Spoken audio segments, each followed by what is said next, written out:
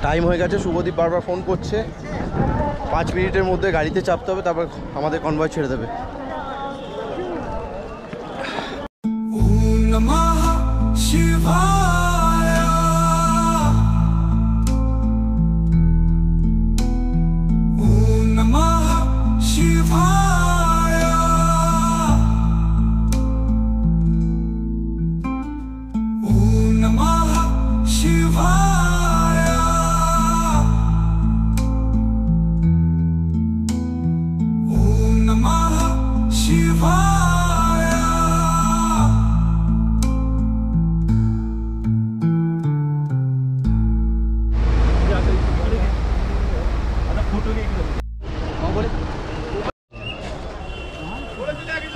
এই সামনেতে ক্যাম্পের জন্য লাইন দিতে হচ্ছে।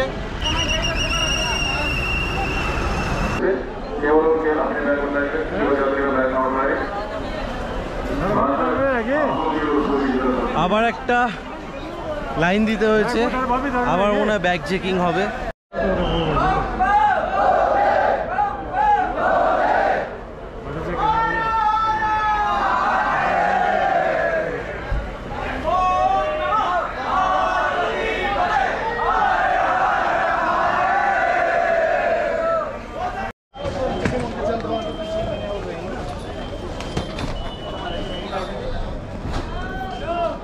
আমাদের ব্যাগের এক্সরে হলো আর আমাদেরও এক্সরে হলো। আমাদের RFID কার্ডটা এক জায়গায় ঠেকাতে হলো, সঙ্গে সঙ্গে ডিসপ্লেতে আমাদের ডিটেলস চলে এলো আর ব্যাগের এক্সরে করে বেরিয়ে চলে এলো। এরপর এখানে গিয়ে আমরা ক্যাম্প করব না হোটেল করব সেটা দেখব।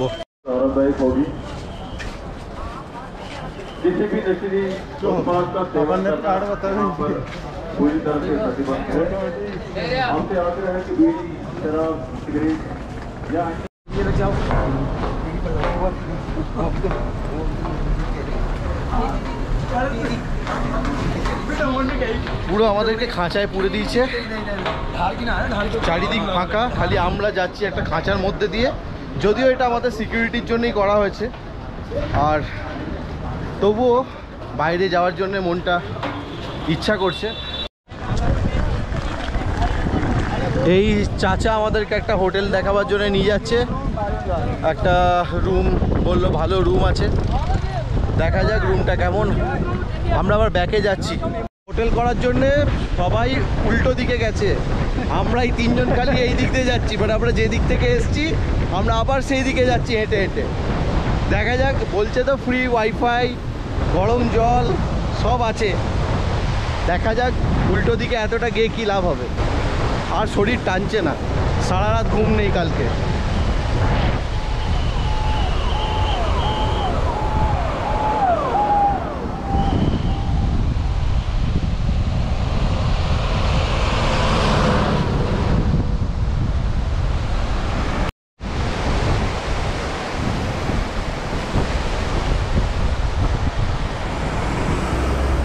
আজকে আমাদের ট্রেকিং এখানেই শুরু করে দিল। কতটা চড়াই উঠতে হচ্ছে, ओह थोड़ा और करके कितना ऊपर लेके आ गया मेरे भाई। বলছে यहीं से गाड़ी है, এরপরে বলছে গাড়ি আছে, মানে অলরেডি 1.5 কিলোমিটার চলে এসেছি আমাদের ক্যাম্প থেকে। এরপরে বলছে এই উঁচুতে উঠে ওর গাড়ি আছে, সেখান থেকে আমাদের গাড়ি করে নিয়ে যাবে, কিডন্যাপ করে নেবে নাকি কে জানে। ও আর সবাই ওইদিকে হোটেল করতে গেছে, আমরা যাচ্ছি উল্টো দিকে। ঠিক আছে চলো, ভোলে বাবার যা ইচ্ছা তাই হবে। দেখো কোথায় উঠেছি, দেখো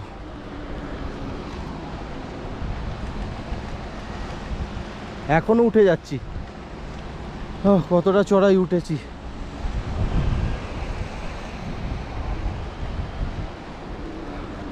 আমার পেছনে এক মিলিটারি আঙ্কেল বসেছিল, উনি আমাদেরকে পুরোপুরি গাইড করে দিল এবং বলল যে এখানে আমরা পুরো চারিদিকে ঘিরে রেখে দিয়েছি। সন্ধে 6টা হচ্ছে টাইম, এইখান থেকে বেরোনো যাবে না। তো লঙ্গারে যদি খাবার খাও তো তোমাদের 6টা থেকে 7টার মধ্যে করে নিতে হবে। এটা আমি আমার রিস্কে 7টা অবধি দিচ্ছি, অ্যাকচুয়াল টাইম হচ্ছে 6টা। Welcome to Pahalgam sir, welcome to Pahalgam.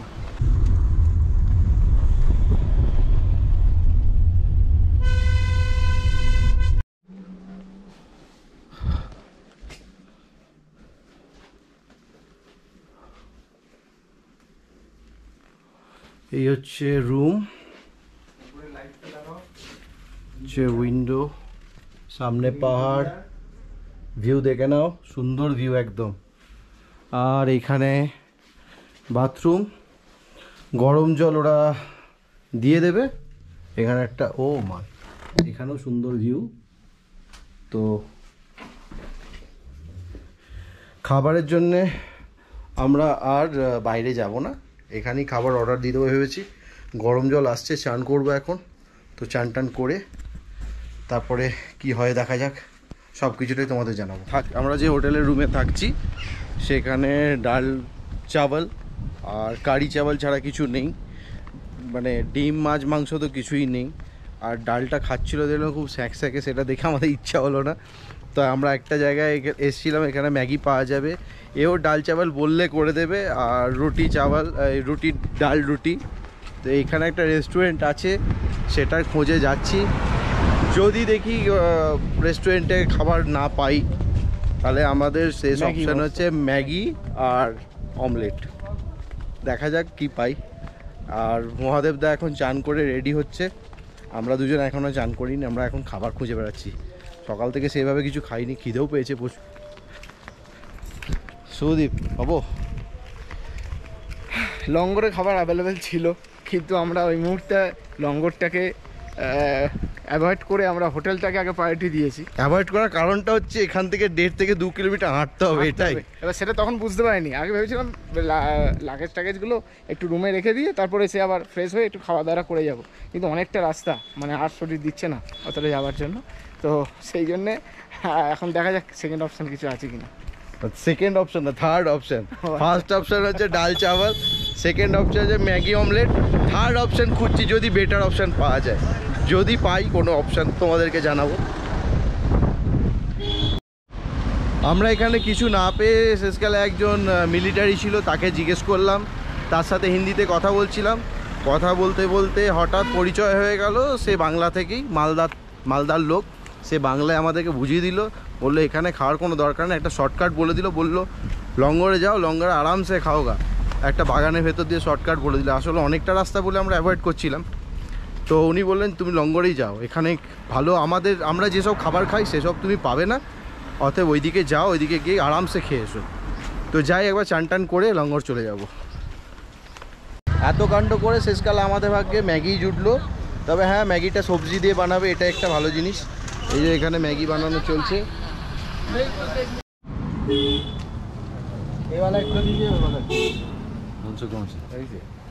ये 20 रुपये का है। আগে একটাই না, তাহলে দিয়ে লোকাল দেখি জিনিসটা কি। খাস্তা আমাদের একটা লেডুয়ার মতো টেস্ট, মিষ্টি ছাড়া। চা দিয়ে খেতে ভালো লাগবে এটা। এখানে লোকাল জিনিস কারি চাওয়াল আর ডাল চাওয়ালটা লোকাল জিনিস, ওটাও ট্রাই করে দেখতে পাচ্ছি। সেখানে আমরা অ্যাকচুয়ালি এক্সপেক্ট করে এসেছিলাম চব্বচস্ত লেজ্জ পেয়েও বাঙালি খাবার প্রচুর থাকবে, পুরো থালির সিস্টেম থাকবে, আমরা শুধু আসবার খেতে বসবো। না, সেরকম বলেই এনেছিল যে সব রকম খাবার পাবো, কিন্তু আমরা ভুলে গেছিলাম যেটা আমরা কাশ্মীরে এসেছি, তাও আবার পেহেলগামের একটা অফবিট জায়গা, মানে ন্যাচারালি সি বিচ এখানে খুব কম আসে। হোটেল যে একদম নেই, হোমস্টে যে নেই তা নয়, এগুলো হোমস্টে, এগুলো হোটেল নয় অ্যাকচুয়ালি, এগুলো হোমস্টে। একটু অফবিট জায়গা, মানে নদীর ধার থেকে একটু ওপরের দিকে উঠতে হয়েছে গাড়িতে করে। জায়গাটা খুব শান্তশিষ্ট, খুব সুন্দর। জায়গাটা সুন্দর, নো ডাউট। খাবার দাবার একদম কিচ্ছু নেই বললেই চলে, বাঙালিরা যেটা খায় সেসব কিচ্ছু নেই।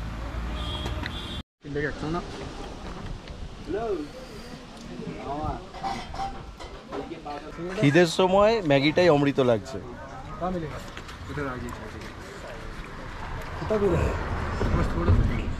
এই যে সবাই কলা খাচ্ছে, কোনো রিস্ক নেই, মোটা মোটা কলা, এক একটা পিস 10 টাকা করে। খেতে যায়নি, বলছে কলা খাও, বলছে ভাত তো বাইকেও খাও, এখানে তো কলা খাও। সন্ধ্যেবেলা দেখা যাবে, এখন পেটটা ভারী করে একটু ঘুমোতে হবে। ঘড়িতে বাজে এখন 2:53, মোটামুটি পেট ভরে গেছে। এরপর একটু দেহটা রাখবো, তারপরে সন্ধেবেলায় খাওয়া দাওয়ার কি করব এখনও জানি না। কালকে আবার ভোরবেলা 3টের মধ্যে বেরিয়ে যেতে হবে আমাদেরকে। কালকে অনেকটা ট্রেকিং আছে, তো এই জন্য একটু রেস্ট নিতে চাই। তো এখন রেস্ট নিচ্ছি, উঠে দেখা হচ্ছে। ঘড়িতে এখন 6টা বাজছে, কিন্তু দেখে মনে হচ্ছে বিকাল 4টে বাজছে। আমরা হোটেল থেকে বেরিয়েছি, এই শর্টকাট দিয়ে আমরা একবার আমাদের বেস ক্যাম্পে যাব।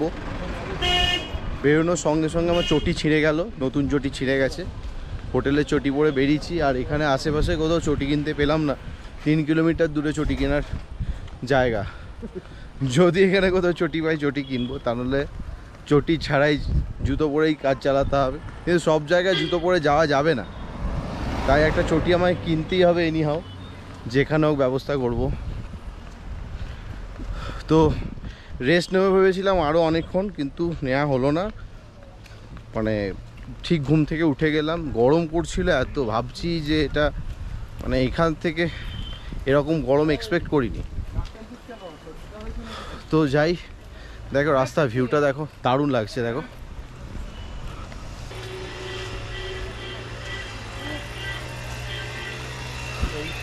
सुंदर नज़ारा आप देख रहा है, ये हमारा कश्मीर का नज़ारा बहुत ही बढ़िया।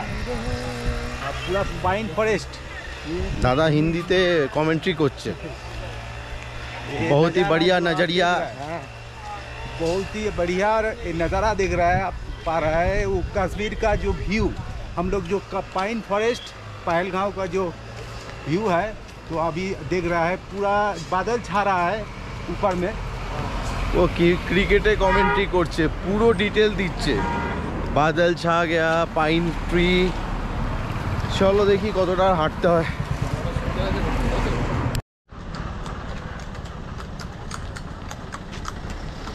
সমস্ত টুরিস্ট গাড়ি দাঁড়িয়ে আছে।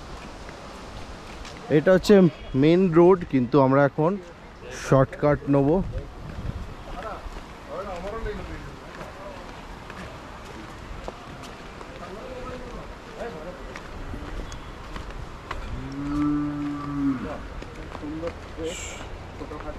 হ্যাঁ, ছোটোখাটো ট্রেকের আজকে আমরা একটা প্র্যাকটিস করে নিচ্ছি।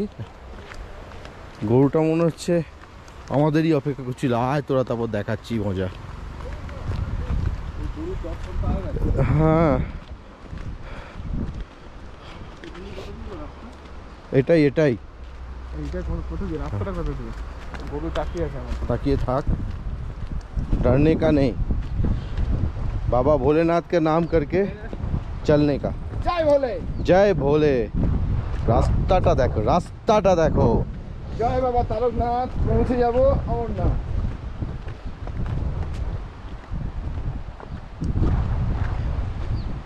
আমাদের তো কালকে রাস্তাটা এরম হলেও চলবে। হ্যাঁ, কোনো অসুবিধা নেই, শুধু তুমি যদি পিঠে লাগে। হ্যাঁ, পিঠে লাগেজ আমি নিতে পারবো না, অসম্ভব।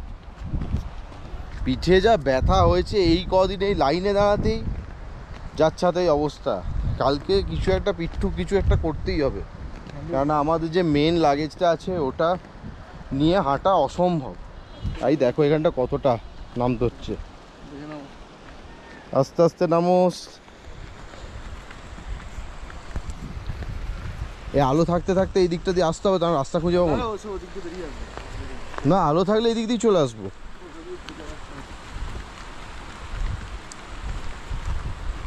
এইখান দিয়ে কুলকুল করে জল যাচ্ছে। ও,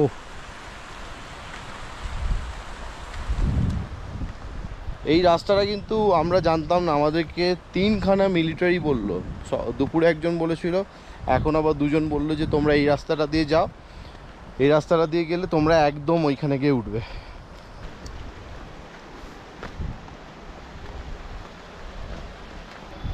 এই কন্টিনিউয়াস আমাদের সাথে একটা ঝর্ণার জল কিন্তু বয়ে যাচ্ছে, আর জায়গাটা একবার দেখে নাও।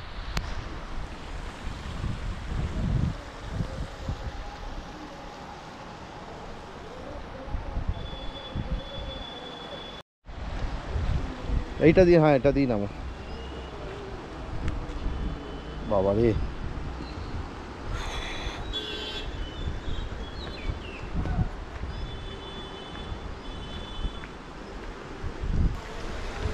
এখনো ওই যে আমাদের রাস্তা, ওইখানে নামতে হবে। দেখে যতটা ইজি মনে হচ্ছে ততটা ইজি নয়। এইগুলো এইরকম জায়গাগুলো হেভি টাফ। পুরো একটুখানি এদিক ওদিক হলে একদম নিচে।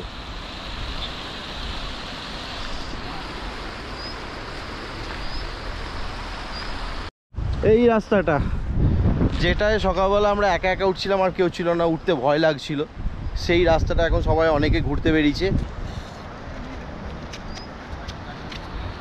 এই যে আমাদের সকালবেলা আমরা যখন এসছিলাম, এই আমাদের এই জেলের ভেতর দিয়ে ঢুকিয়ে ওপর দিয়ে নিয়ে গিয়ে আবার এই টানা এদিক দিয়ে জেল আছে। জেল মানে কি, একটা খাঁচা করে দেওয়া আছে, তার ভেতর দিয়েই তোমাকে যেতে হবে। আমি যতটা পারলাম ডিটেলসে তোমাদেরকে সব দেখালাম, যাতে কখনো তোমরা এলে আগে থেকে রেডি হয়ে আসতে পারো। আর একবার সেই সকালে সুন্দরী নদী, আর একবার চলি।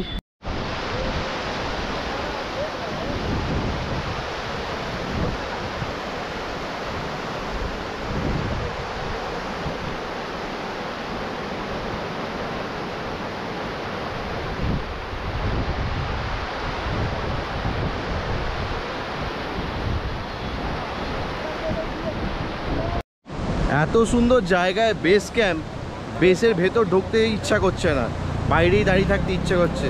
সবাই তাই করছে, প্রত্যেকজন, কেউ রিলস বানাচ্ছে, কেউ ফটো তুলছে, মানে পুরো টাইম এখানেই ক্যামেরা নিয়ে কেটে যাবে। এত সুন্দর ভিউ। যাই এবার একবার বেস ক্যাম্পের ভেতরে ঢুকবো।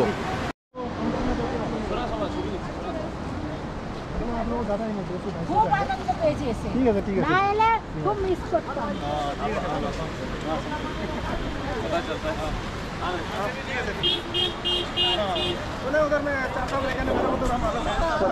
একে বলে কার।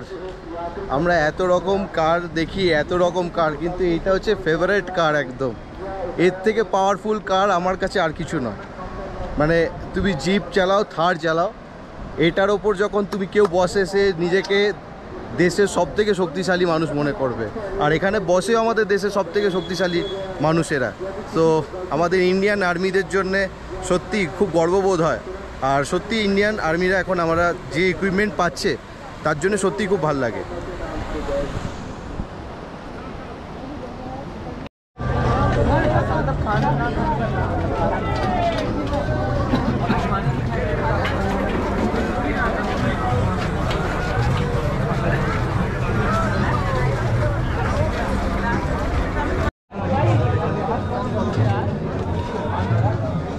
এখন দাদা খাচ্ছে, আমাদের সব খাওয়া হয়ে গেছে, প্রচুর খেয়ে নিয়েছি। এক হাতে নতুন আবার চটি কিনলাম, এক হাতে চটি পায়ের ফাঁকে রেখে কীভাবে খেয়েছি আমি জানি। যাক, পেট ভরে গেছে। দারুণ খাবার ছিল, অনেক কটা স্টল, ভ্যারাইটি খাবার, যা ইচ্ছা খাও যাই বলে। এখন বাজছে 7:15, কিন্তু প্রচুর আলো রয়েছে এখানে এখনো। তো যাই দেখি কি হবে। এখনও গিয়ে ব্যাগ ফ্যাগ গোছানোর ব্যাপার আছে।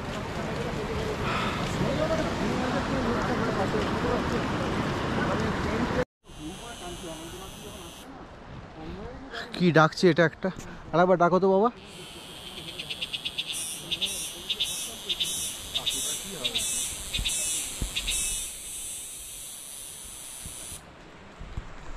কি অদ্ভুত সাউন্ডটা, আবার ডাকতে বললেই ডাকছে।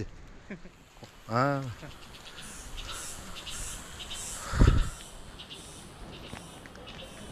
অলমোস্ট চলে এসছি।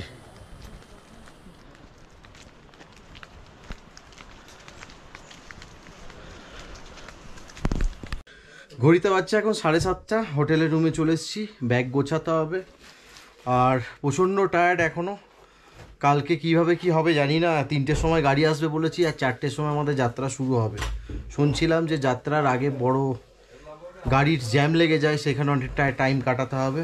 আমি যতটা পারলাম ডিটেলসে দেখাবার চেষ্টা করলাম, মানে আমরা কতটা ভুগছি বা কি করতে হচ্ছে, কতটা লাইনে দাঁড়াতে হচ্ছে, কোনখানে সিকিউরিটি চেক হচ্ছে, সবটাই দেখিয়েছি। এর পরের দিনও কিন্তু আমি যতটা পারবো ডিটেলস দেখাবো। আমাদের মতো যারা রেগুলার হাঁটে না, মর্নিং ওয়াক বা ইভিনিং ওয়াক করে না, তাদের যেতে কীরকম অবস্থা হচ্ছে সেটা আমি পুরোটাই দেখাবো। মানে আমার কীরকম অবস্থা হচ্ছে তো দেখাবো। তো পরের দিনেরটা মিস করো না। পরের দিন থেকে অ্যাকচুয়াল ট্রেকিং আমাদের শুরু। এখন তো শুধুমাত্র কীভাবে আমরা এলাম সেটা জানালাম, আর পরের দিন আমরা জানাবো যে কি করে পেপার ওয়ার্কটা করতে হয়। আশা করি তোমরা জানো, কিন্তু যারা জানে না তাদেরকে পেপার ওয়ার্কটা কীভাবে করতে হয়েছে সেটা সব কিছু দেখিয়ে দেবো।